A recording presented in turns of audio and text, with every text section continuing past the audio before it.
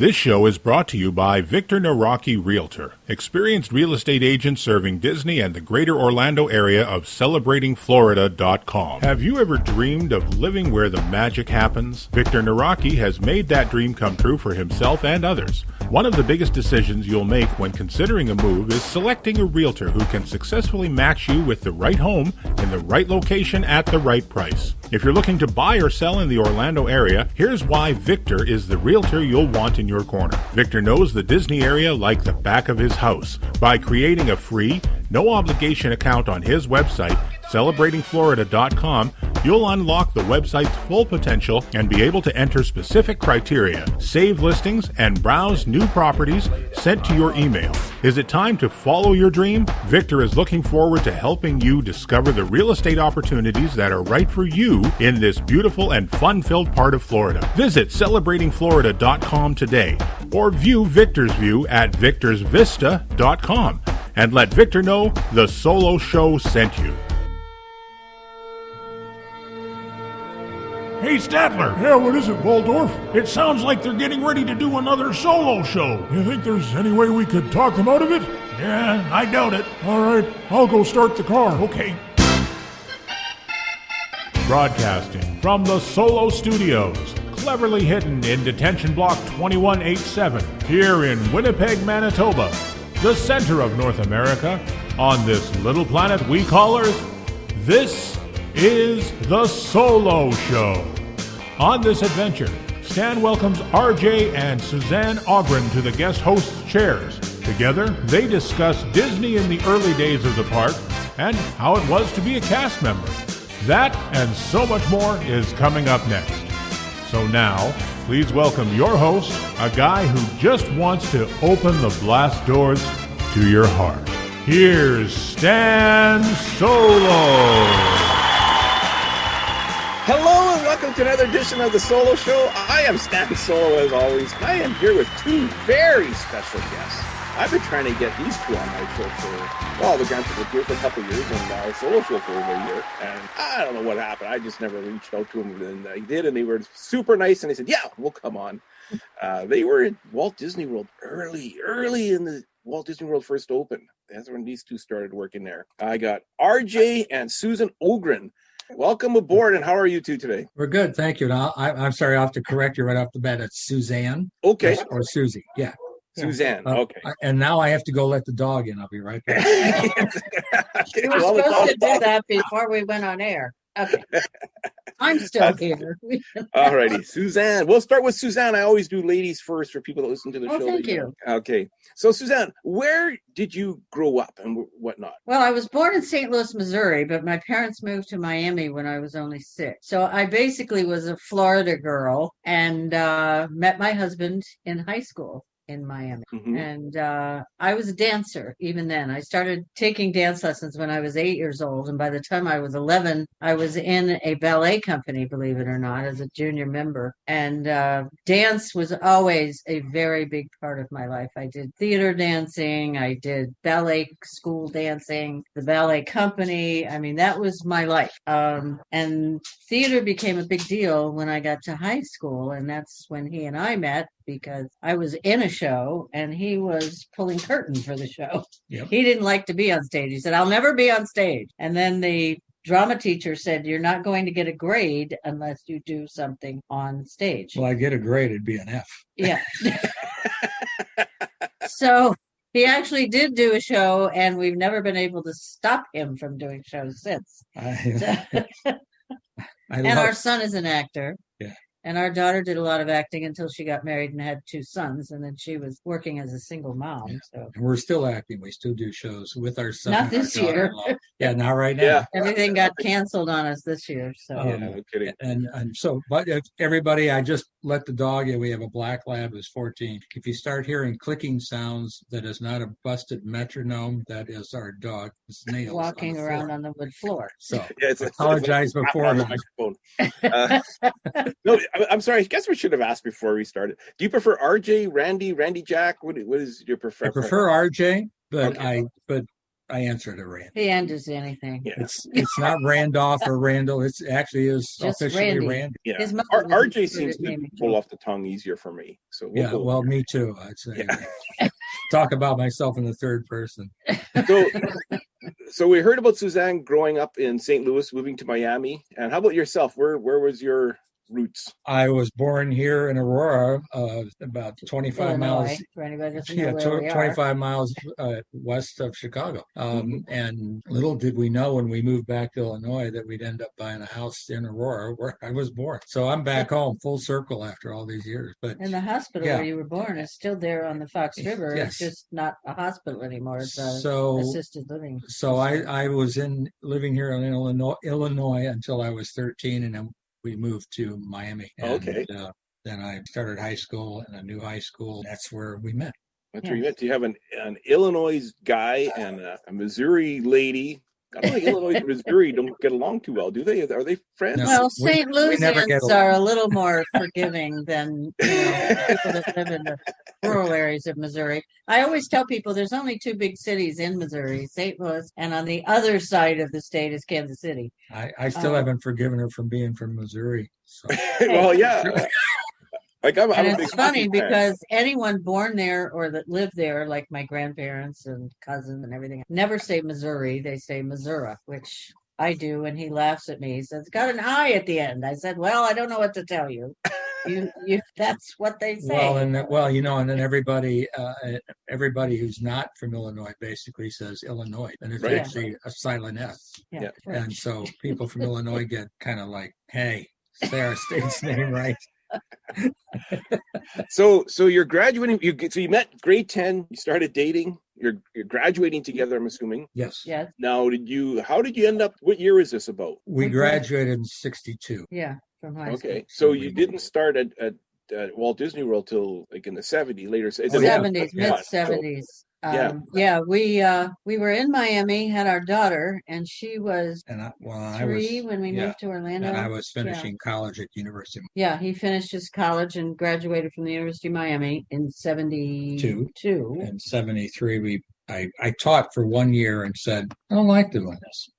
Well, and we'd also, because we were so excited that there was now a Disney in Florida, because we thought we were going to have to move to California, because we both had dreams as kids of working for Walt Disney. Yeah, in any capacity. Yeah, and so we tried to get a job at Disney World from Miami, and that didn't work. They said, "You have to live here. We don't hire people from other places and then have to move them," and So et cetera. in '73, we moved there, and right when a recession was starting, And I was pregnant with our son.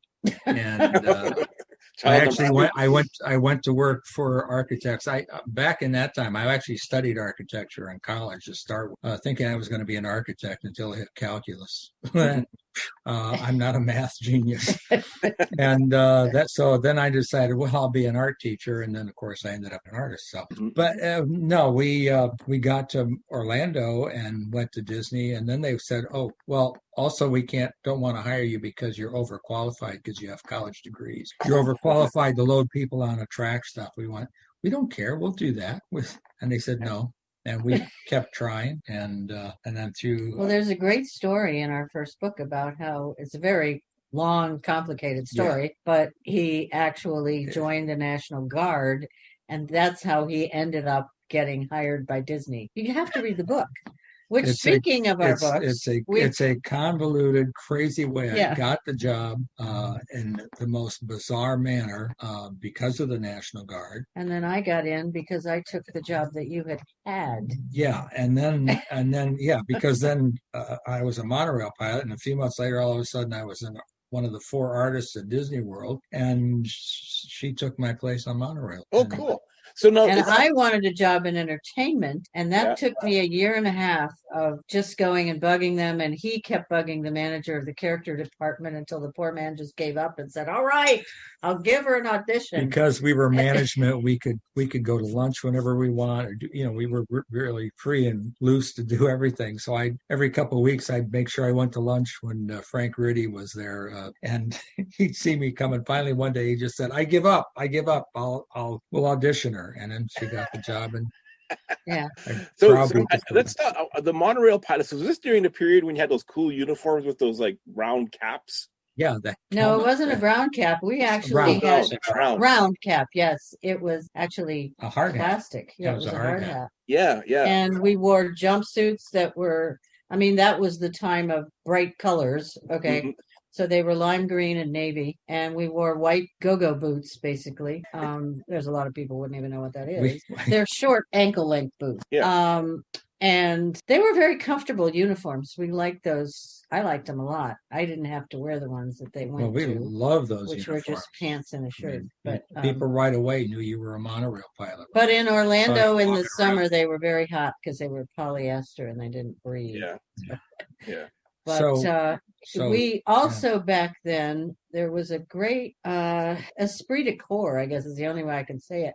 If you were a monorail pilot, you were very, very proud of yourself because it wasn't an easy entrance. Mm-hmm. You spent from 5 to 10 days in training. You learned everything from all 4 electrical systems on the train, how they all worked, what they all did. You learned to drive. You learned to take care of all the guests on the platform. You had safety concerns. You were trained by a competent pilot, and then you went through both a written and an oral exam. And the oral exam was with one of the supervisors of monorails and your trainer. And it was like 3 hours long. They questioned you on everything. They would give you, this is the situation. How would you fix it? It was just an amazing job, and I loved doing it because I felt like I was really contributing to the magic of Walt Disney World for the guests. Yeah. And I also was very comfortable in my job because I knew that train that I was driving. That 10 days of training was not easy. Yeah. And you had to be at least 20. Yeah. And they didn't hire anybody, usually much over 30. We were 31, 32, something like that. I don't remember. When we started on there. 31. And I try not to remember how old I am now. Okay? So it was an esprit de corps because you had more training than anybody for an attraction. Other people and other attractions would train for a couple of days. That was it. We had 10 days of it because we back then, they don't do it this way now. You're either a driver or you load people. And almost all of them are retirees. Not the greatest drivers. Not the greatest drivers. We criticize the drivers when we ride on the monorail. Yeah. You had to be so good at driving, and also you did the live spiel on the hotel beam. Really? It was not recorded. Oh, wow. And so you had to do it in English and Spanish. We didn't speak Spanish. But we knew the spiel. And being actors, I wanted to get it right. And the funny thing there is that, of course, back then we always had people sitting up in the front cabs with us. I was going to ask you about that, yeah. And so this one time I was going from the Magic Kingdom to the Contemporary, and I turned on the mic and I first said it in English, and then I said it in Spanish, and evidently it was so good. The minute I stopped, they started talking to me in Spanish, and I went, I have no idea what you're saying. I'm sorry. I only know por favor. They were rather perplexed that I spoke Spanish, and then I said I can't. Yes, we have several monorail stories in our first book, which were fun to think about and do. For those who are not familiar with the fact that we have written books, we started out to write one, which was called Together in the Dream. Mm-hmm. And it was about how we got the jobs at Disney and our first, years there, and lots of funny stories he tells. It goes into my actually finally getting into entertainment, which is what I wanted to do. And I had to pass a dance audition, and then I had to get into costumes and animate in the costumes and do a trial parade. I mean, there was all kinds of stuff. And that I also had to have supposedly a week of training. But because I was already a trained dancer and an actress, after 3 days, my trainer said, I have nothing else to teach you. I'm putting you in a costume and sending you out on the street. Well, that was back too when the characters had to be dancers, period. Oh, yeah, they had to be. We did parades, shows in the forecourt. You walked around the park all the time. We did PR work. We did everything. Now they've broken it down. You have characters you have characters. You have ones that just stand there and get their picture taken in the lines. Yeah. I couldn't do it now. People have asked me, wouldn't you want to go back? I went, no, not the way it's structured now. I would be going crazy because I want to do this. I want to do that. But anyway, we wrote the first book, and then our publisher, which is Theme Park Press, and Bob McLean, who's the owner of Theme Park Press, asked, could you do another one? Because this one is so popular. And I'm having people ask, are they going to write another book? So we talked about it for a while. I said, do we have enough stuff to do another book? So we started just writing things down. And when we had about 6 or 7 pages of ideas, we went, I guess we do have a second book. So we did that, which was Remembering the Magic. Yeah. Yeah. And then again, we had followers by this time. We were stunned at how popular these books were all over the world. And RJ said, well, why don't we just make it a trilogy and we'll do the last one? And I came up with the idea that the last book should be a little different because both of us were influenced by Walt Disney from the time we were children. And we wanted that story told, but we also wanted all the people who are around now and love Disney, but never had that experience of watching Walt Disney on TV or seeing the original Mickey Mouse Club or the movies or any of that. So I wanted to put his philosophies and his genius in that book. And so we did it talking about the beginnings and how it was built in the first place. And what was there? Like on Main Street, there's nothing on Main Street there. Well, there is, but it's not in the same order it was then. But it's it used to be like separate shops, whereas now and there's practically none of those. Practically, all those things are gone. But when you read it, and we wrote almost always alternating chapters. So, and of course, mine. Those of you out there that have read our book know that I have a lot of funny stories to tell. Working as an artist, because he worked with 3 people that were always playing practical jokes on each other. Yeah, and on other people in the attractions, or other people that were in management and other capacities and stuff. But yeah, we had a reputation. And but the funny things that would happen on stuff we were doing at shows, fixing things and getting caught in there for emergency repairs, and an audience seeing us where we're not supposed to be. But so we did that for all 3 books. And this last one, we were going like, well, how can we do this? Because she's writing. And she actually gives you this beautiful walkthrough of the park, starting with Main Street. And it's telling you all about it. Well, I went to all the parks, not just the Kingdom. Yeah, so I says, why don't I do my chapters after you say, like, you're talking about Main Street, then I talk about 1 or 2 things that happened on Main Street, on things that I worked on, like the woman, the ticket taker at the movie theater, which is not an animated figure. It wasn't an animated figure, but I got one thing after another kept happening when I was trying to fix her, and it was a small fix, and it got to be rather bizarre. But we've always tried to keep our books on a positive bent.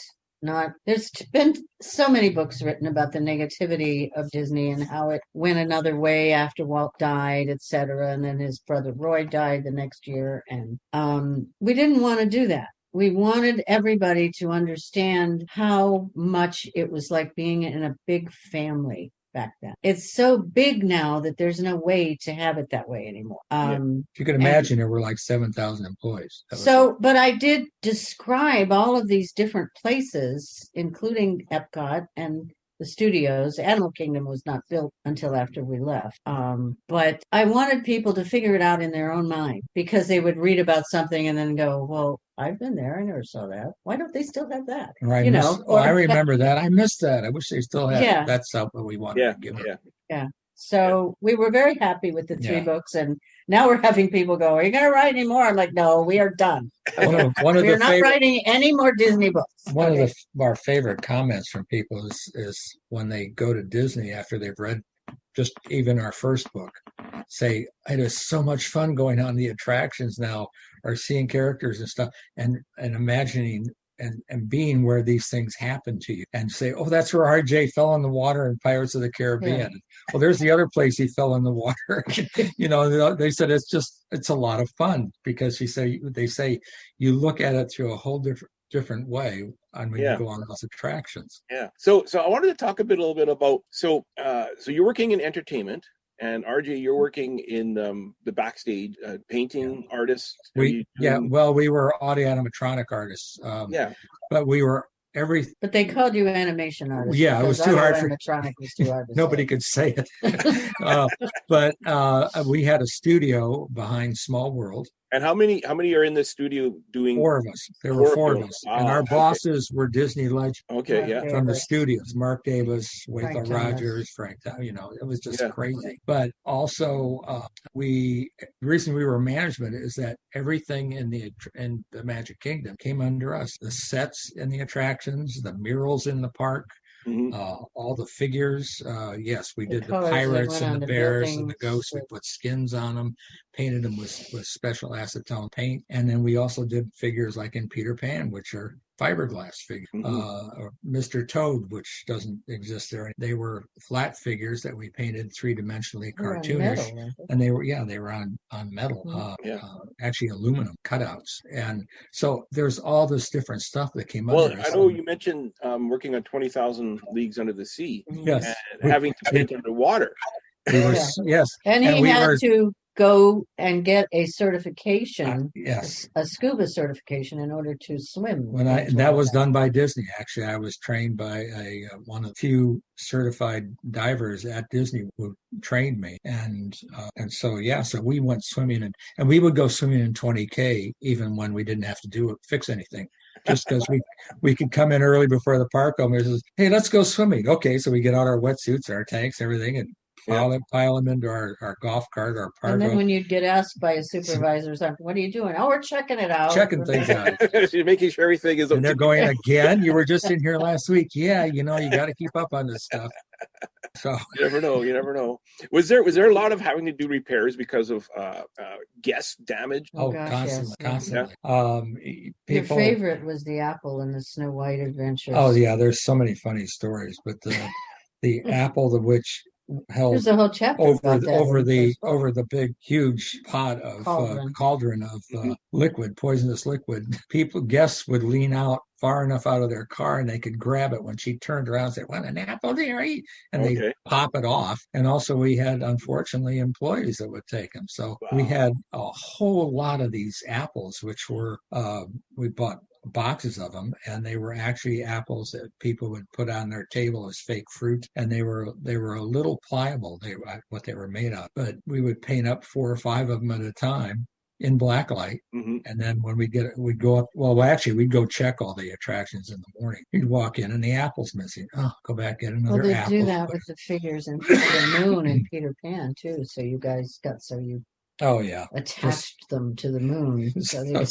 But people would damage things. They would damage murals. They would damage anything you can think of. People couldn't keep their hands off of stuff.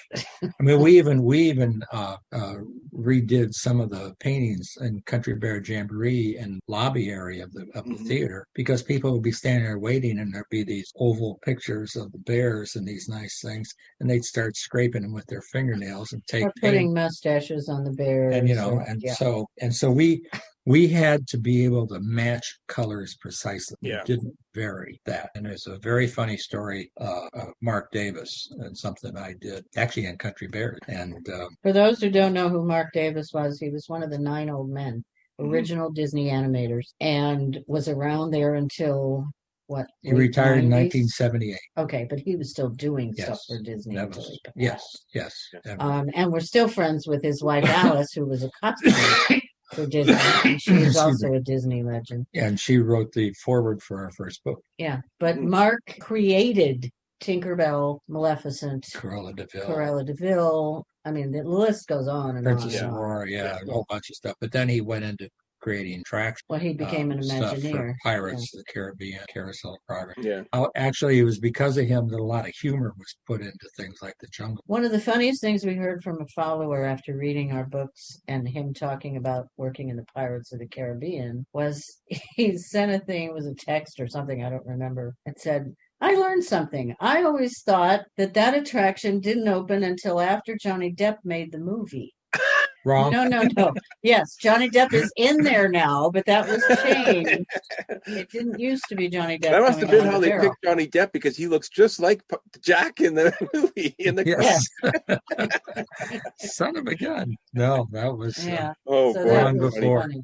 And we worked on every attraction, every single attraction, every single figure, every prop came under us. I wasn't exactly idle either. Oh, not at all. She was She was, yeah, let's talk about you. Well, I Yeah, did sure. I was everything gonna from ask. I did everything from parades. The very first thing I ever did was in a parade. That was so exciting for me because here I was in my early 30s and I had been dreaming since I was 6 or 7 years old of just dancing in a Disney show. And here I was walking out this big gate onto Main Street, and I literally cried inside the costume. I was so happy. We did 2 parades a day back then, and in the summer, well, no, I did it in Easter time, and then again in the summer was the electrical light parade. That was unbelievable. But we also did publicity photos for various things. I have things here in the house that have my picture on them. Oh that God, they they sold. at Disney for a long time. Yeah, Placemats with me on it, and a it's Snow White and the Seven Dwarfs, and they're on the grass. Oh yes, that's a very popular. Yeah, but yeah, that's her as me, Sleepy the Sleepy. Dwarf. So I wanted to ask you, are you always going to be Sleepy, or does it matter which one you put on? Like, how does that work? Sleepy was what was called my assigned character. That meant that if we had all 7 people that are supposed to be there that day, plus Snow White, then I would be in Sleepy. But if someone were not there that day, the only way that Snow White could go out at that time, they don't do it this way anymore, without 7 dwarfs, was to go out with Dopey. They would do what we called a photo set, because we could be anywhere from the main gate of the Magic Kingdom to the hub to Fantasyland. We always stayed in an area. We didn't go into Adventureland or Tomorrowland. We always stayed within the realm of what the land was the dwarves would have been in. You could go on Main Street. Yeah, we could go on Main Street or at the front edge, but no, I think we counted one time. I did 14 different costumes in the parades. I did Cinderella mice a lot in the electrical light parade, but I also did the dwarves in the electrical light parade. I did Robin Hood once. I did the White Rabbit once. I did for quite a while. I did Bernard and Bianca from the Rescuers. Were really fun costumes because they were so much lighter than the dwarf costumes. That dwarf costume looks really heavy. It was heavy. The head on it, the one that I wore, weighed about 20 plus pounds. And then the shoes on our feet, which were actually work boots, and inside the work boots were tennis shoes that our feet went in. Oh wow. So those weighed about 17 pounds. Then the costume itself was all fiberglass and heavy material. Yeah. And at that time, the arms of the dwarves, to make the costume look like the characters in the movie, they had extra long arms. Yeah, be proportional to what. Yeah. So actually, my hands held on to T-bars, steel T-bars in the elbow of the costume. So we had no use of the hands of the costume at all. And people were always asking us to sign autographs, and we couldn't do it, So I had 2 very serious injuries to my knees, which are others in the book, so I won't detail them now. But the costumes shortly after that were changed to make it so that the dwarves had more control in the costume. They had their own hands. They had their own hands. Okay. They did eliminate some of the weight, but not a lot of it. Well, now they have advances in materials, so they don't have to use fiber. Yeah, because I got my nose broken with the fiberglass. It's a sort of paper mache compound that just makes it really great. Yeah. So and not as hot in the summer too. That was another thing. We used to, in the summertime, wrap wet towels around us that we had soaked in ice water to keep us from passing out in a parade. Because it was measured one time, not in my costume, but I can believe it could have been. It was 130 degrees at the end of a parade in costume. Just crazy. Yeah. I know I did the Backstage Magic tour, and they told us on that as soon as the costume characters get backstage, there's people taking off their costumes. Oh, yeah. Everything. Ice packs and water, and to get them to cool down. Yeah. And people have always said to me, "Oh, well, I thought those were air conditioned." I'm like, no. No. That's what I asked. If there was fans at least, because they tried way back before I was even a character to come up with some kind of a backpack kind of contraption that was a walking air conditioner. But with all the weight you had on you already, the characters didn't want more weight. They said, "I've got enough to carry around. I don't want to do Yeah, they were in great shape, the characters. yes. She had shin splints for 2 weeks. That was from the heavy boots I was wearing. But they would wear, that's why in the tunnels, you'd see the characters with their heads off, but they would walk around in their T-shirt and shorts. which was what they wore under the costume, but still have their big feet on. But that was to keep strengthen their legs. Except when we were doing runs around the basement. We didn't keep the shoes on. But yeah, it was dangerous. Even being a trained dancer and going to dance classes. They would run in the tunnels. Oh, yeah. Because you could run the circular route around. Just for fun, we do it because it helped keep us in shape for when we were in a parade. So you had two dangerous things in the tunnels back then. Yeah, it was the characters running, or it was us driving our Pargo as fast as it would go, honking the horn so people would know we were coming. Corners, yeah. So here come the artists again. It was extremely wild. Yeah. So you have the three Disney books, Together in a Dream, Remembering the Magic, and Imagination and Dreams Are Forever. And those three are available on Amazon. I checked this morning. They're they are available. You can get them right now if you want. Plus, Suzanne, you have your own book. Great Christmas gifts. Yeah. Yes, Christmas is coming. I have a novel. Yes. It's a novel I had worked on from the time I was at Disney. It was redone and put away and gotten out again. It took me about 20 years to finally finish this book. And it was a novel I had always dreamed of doing. And I'm very proud of it because it's character-based. For those of you who are not, writers, there's two kinds of novels. There's plot-based and there's character-based. Mm-hmm. In other words, the characters move the story forward, whatever happens to them. Yeah. And it's a book for men and women. It's not a romance novel. It has romantic stories in it too, but there's some intrigue. There's intrigue, there's sad stuff, it's great how the characters grow in this book. So but it's not I now have people asking the sequel. Yeah. So it's not a Disney book per se. But what's the storyline, more or less, for people that might be interested? The storyline is about a woman who is a budding actress living in New York. Yeah, she's late 20s. Late 20s. It's my book. You get to talk about yours in a minute. Just ignore that guy in the corner. See, this is how we've been married all these years, okay? But anyway, she moves to a college town in Virginia where her mother has had a bed and breakfast for about a couple of years and had run it with her sister, the woman's sister, not the main character. And her sister had passed away. And so Samantha, the lead character, goes down there to help her mom run this bed and breakfast, giving up her acting. She's also a writer who's working on a book, and it's about all of the people that she encounters or spends time with, starting with her mother and the dog and the B&B, but going to her best friend, men that she meets both professionally and romantically. In other words, everybody in your life, whether they be friends or business associates or family members or animals that you haven't attached, everything influences your life in some way or makes you look at your life different. And that's why it's called ribbons, because these are the ribbons that entwine you and make you who you are. And so it's all about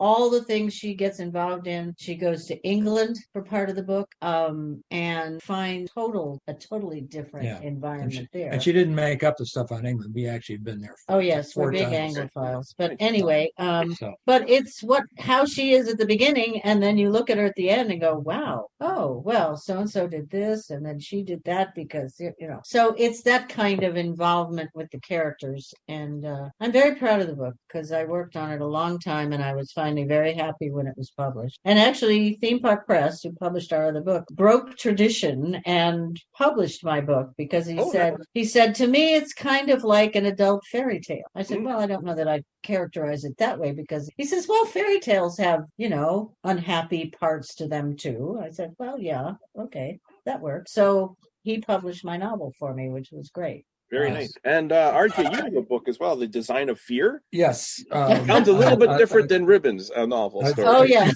First of all, it's nonfiction. And it's a lot of humor, well, at least I think. But it's humorous. It starts with working in the Haunted Mansion and what I learned working in black light, those paints. So it's about me as an artist. And then after some years after I left Disney, I started getting involved in doing three-dimensional painting in black light. You put on special 3D digital glasses. Mm-hmm. I could paint, like, say, a zombie with its arms out coming at you, And when you walk through the room with the glasses, no matter where you move, that figure would rotate and reach toward you. I could make eyes move. I could do all these fun things. Just painting it on a wall. So I ended up doing haunted houses all over the country for years, including the biggest two, one at Del Mar Racetrack in California, and also, of course, the Queen Mary in Long Beach, and did 7 haunts there. So I helped him with those. Yeah. So she would come with me on those. And we lived on the ship, which was really cool because it's a Art Deco 1930s gorgeous liner. It was great. It's now and there are real ghosts on the Queen Mary. It's one of the most haunted places in the United States. And I believe in ghosts. I mean, we've had them in some of our homes, but it's not also, in this one so far that we know of. And it's me coming into contact with real and imagined ghosts while I'm also talking about how I painted things and stuff I was doing. It's a lot of, I did one haunted house we worked on in Hell, Michigan. Yes. We really were in Michigan. Hell. It's a very funny story that included chickens. Is there a camel involved? Bizarre story is what it is. And going to these different places and the strange things that would happen and my getting scared sometimes. I did one haunted house had a hard floor surface, but it was in the middle of a cornfield under a tent top. It had hard walls in the maze of the thing, but I was there at 3 and 4 in the morning working, and it was just pitch black everywhere. And of course, every sound, who's there? So it got to be rather amusing. But the Queen Mary has a lot of the story. Like coming into contact with one of the actual ghosts, actually two different. Wow. So that's in the book. The desire of fear. They're funny, and I wanted to let everybody know what, this is what scares me. This is real or imagined. These are the things that creep me out. And so, and usually when something would happen, like on the Queen Mary, and I'd see this apparition out of the corner of my eye, and I'd go out, and then I'd be by myself. It'd be like 2, 3 in the morning. I'm working on stuff, and I go, "Hey, Fred, bring a hammer." Now, there's no Fred. That's my imaginary friend. There's somebody out here. Bring a hammer. And I'd say it real loud. And I think, boy, if somebody confronts me, they go, "Where's Fred?" "Oh, well, he had to go to the bathroom." He couldn't find the hammer. So he's gone to get the hammer. Yeah, I'd hope that it would scare them away, but. Oh, wow. Do you have any experiences like that while working in the haunted mansion? No. Okay. I've had people say, "Oh, there's ghosts in there." I says, "Yes, there's ghosts, but nobody died in there." Yeah, well, and it's not. It's funny. People will come up with stuff and say there's ghosts in this attraction, or there's ghosts there, or this happened in an attraction, this accident. I'm like, no, it didn't. And there was, it's like in the Carousel of Progress, there was no ghost in there, even though there was a very tragic accident, not at Disney World Land, which led to a design change. And I was actually told this story by Mark David, because he was there at Disney as he and I were walking across through Fantasyland and Tomorrowland, going to the Carousel of Progress, because we were 3-week rehab. And here I am walking with Mark David telling me these great stories. And I'm like, this is crazy. Nobody could believe it. But just as a little addendum to my career, once I had several bad injuries in characters, I had to stop performing. And that was devastating to me because it not only ended my dance career, which I'd been doing since I was a child, Holy cow. but because I have 2 very bad knees. It was, I thought my career at Disney was over. I left, I went home, and I was home for 5 years, wasn't I? Taking care of our very small children at that time. And then got an offer from a friend of a friend that said, "You've talked about coming back to Disney." I said, "Well, if I did, I'd have to have an office job because I can't perform anymore." And she said, "Well, that's why I'm calling you. This manager of transportation needs an assistant." Which included the monorails. Yeah. And so they knew I'd been a monorail pilot and knew all about the other parking and all the other stuff, the buses. And so I worked for him for a short time. Then I worked in special events. And then I got into convention entertainment. So the longest part of my Disney career was in street clothes, not in costume or Okay. anything. And then at the end of my career at Disney, I spent 2 years at the Haunted Mansion. Yeah. And got injured again. She wanted to go back into characters, or not characters, but go back into working the attractions so she could have fun with the guests. Yeah. But of course, I not missed characters. being part of the on stage. So yeah, you worked in Tiki and Country Bear Jamboree, but mostly Hall of Presidents. and Hall of Presidents, but mostly the Haunted. Yeah. So I was all over the place, Oh wow! Haunted And I Mansion even, would be when I wonderful. was assistant to all of these heads of, areas in entertainment, I actually had what am I trying to say? Where I got money every month because I was driving all over property in my you car. got a stipend. And Disney, of course, is 47 square miles. Mhm. And I was going to hotels and convention sites and things all over property. I did. I had to submit a report every month, and they would reward me with money for my gas and stuff. The Haunted Mansion had got to be one of the most fun cast member positions. Oh, You yeah. kind of mess with guests a little. Oh, yes. Yeah. And I liked it because it was the one place in Disney where they weren't always saying smile, because you weren't supposed to smile. You were supposed to be scary. Well, I did the four of us did a commercial, the four of us artists. I talk about that and that whole story. Well, I talk about the commercial I did in Miami. She did one in characters for Eastern Airlines that actually, I've got it on our website. Yeah, you can find it on YouTube. And also Mickey's 50th birthday parade, and you see the Seven Dwarfs, and she's sleepy in that. Okay. She's sleeping in the Eastern Airlines commercial. But the four of us artists, we worked from either 6 or 7 in the morning until 3:15 in the afternoon. And so we did a whole day of work. And then because we were going to film when the park closed, we then just stayed there and sat around kibbutz And swimming in stuff. 20,000 leagues. Yeah,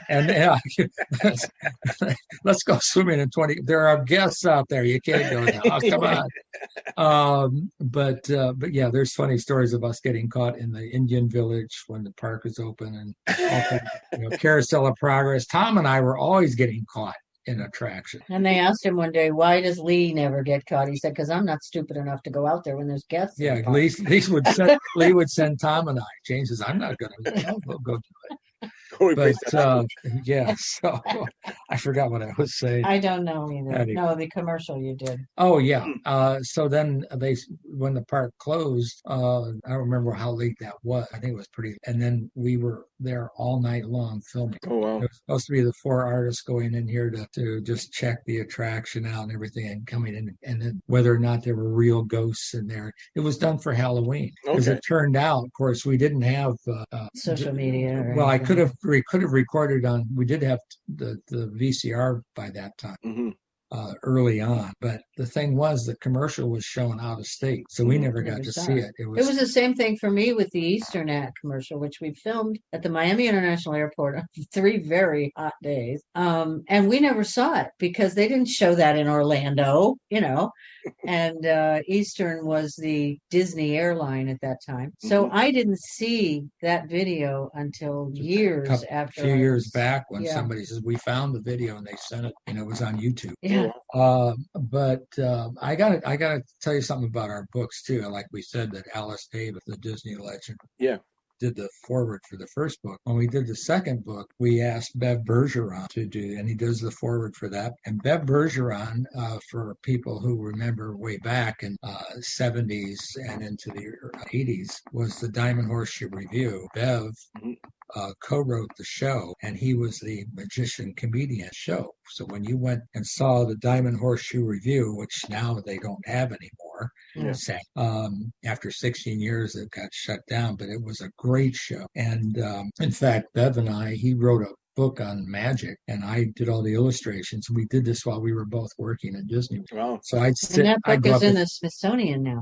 Yes, it's in the Smithsonian Institute. And but then anyway, so Bev did write the foreword. We're still very, very close to him and his family. And then for our last book of Imagination Dreams Are Forever, we asked our friend Mike Ruzioni to do the foreword. Now, Mike Ruzioni, people who know hockey or remember the 1980 Olympic game, he was captain of the team and scored the winning goal against the Russian. And he just has a book that just came out called Making of a Miracle, which is fabulous. It's on Amazon also. And then people say, well, what's the Disney connection? When you read the book, you realize that we met because of Disney and everything, and the Citrus Bowl parade. Well, it was the Tangerine Bowl parade back in 81. And so we met him about a year after he won the gold medal.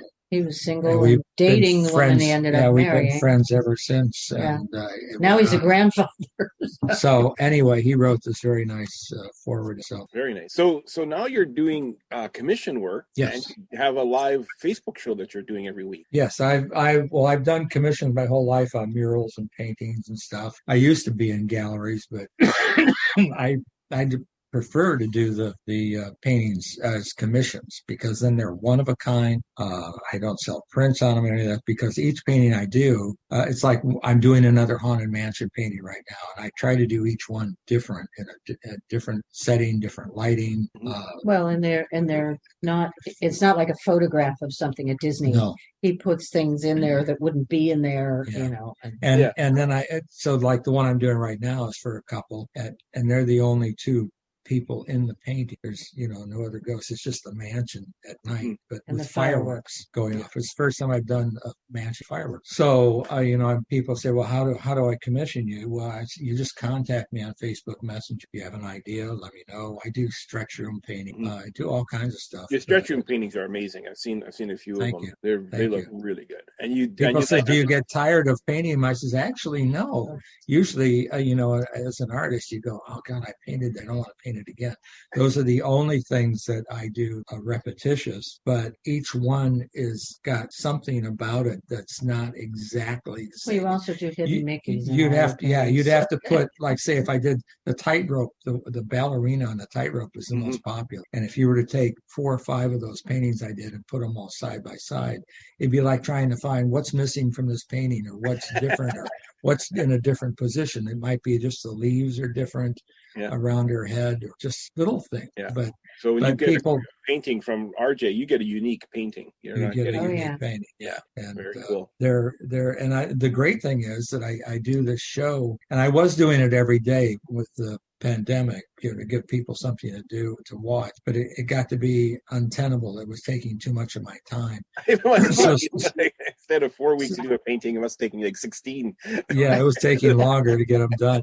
So starting this week, I went back to doing just Thursday at 3 p.m. Chicago time show, Central Standard Time, and then every fourth show, Suzanne comes on with our good friend Blake. And we just do kind of what we're doing today. Yeah, we answer questions and stuff, and talk about our days there. And we do get. I'm sorry, honey. We do get some questions about Disney today and comparing, and you can't compare then to now. It's just a totally different. Well, it's like, and we don't live there anymore. The last time we were there was 3 years ago, and. So I do comparing downtown Chicago from the 70s to today. It's totally different. Exactly. Oh God, yes. Or like he's always telling me things about Chicago when he was a kid. We'll go downtown. Yeah. Oh, I remember being here, and I'm like, well, that's not there. Well, I know that was a long time ago. Yeah. But I was going to say about these shows too, is that I actually work on the current commission painting and be unless it's a surprise for a family member, so or something people can see that, and and I'll tell stories just basically like what we're doing here, same thing. But also starting this week, I'm going to teach people how to draw a cartoon character. So each week it'll be a surprise as to which one I draw, and on a big pad, and it'll be step by step. So when we're done, for the people that follow along with a piece of paper and pencils and erasers can draw at the same time and learn how to draw that character. And I'm guessing you're going to want people to take pictures of their drawings and sending them to you. I would love it. I mean, that would be great to see. Yeah. And I can show them, like the next week. Here's some that people sent me. And I've had adults also say, well, this is not just for the kids. I want to learn how to draw. Well, and I've done this in the past, when we do special engagement stuff, and I'll sometimes draw, thing. But about a month ago, we had a virtual pep rally for the University of Miami, and the president was on of the university, and it was an international. Coach Diaz was on, and it was all these different things. But also, I had designed a character of the Ibis character, costume character, the second generation. And so part of the show was me talking about that, but also drawing the Ibis so people could. They came back, and I was very happy to hear that I did the most popular segment. Everybody, that's all they could talk about was being able to draw the Ibis. Oh, that's cool. And I says, "Oh, well, don't tell the coach that or the president." Anyways, we got to be wrapping this up. I'm looking at the clock on the wall, and I'm like, "Oh boy, Ken's going to get mad at me." Any final thoughts? Buy our books. Yeah. Yes. No.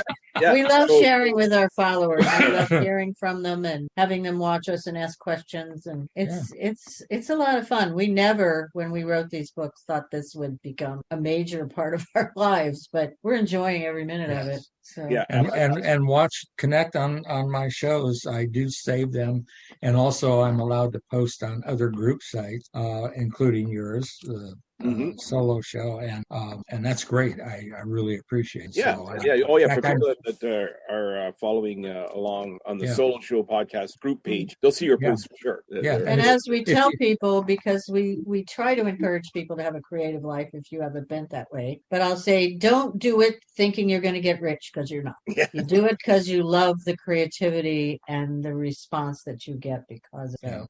Yeah. Well, same as podcasting. Trust me, I know. So the 3 books, once again, the Disney ones are Together in a Dream, Remembering the Magic, Imagination and Dreams Are Forever. And I'll post a link of your website on thank you. And all that, so people can find them quickly. I want to thank you two for coming on. This was a blast. Yes. It's great. And everybody stay safe and healthy and wear your mask. Exactly. You took the words out of my mouth. Yeah, thank you. With that, Ken, take it away. If you have a brilliant idea for a future edition of The Solo Show and would like to take your turn in the guest host's chair, then drop us an email at thesoloshow01@gmail.com. Tell us your idea for the show, and we'll contact you about a date and a time for you to join us. If you would just like to keep the conversation going or have a comment about a previous show, then visit us on Facebook at The Solo Show. All logos, sounds, and songs that are made by and for Disney and its affiliates are owned solely by the Disney Corporation and are not, nor are they intended to be, the ownership of The Solo Show podcast. We hope you'll join us for the next adventure on The Solo Show. Thanks for listening, and bye for now.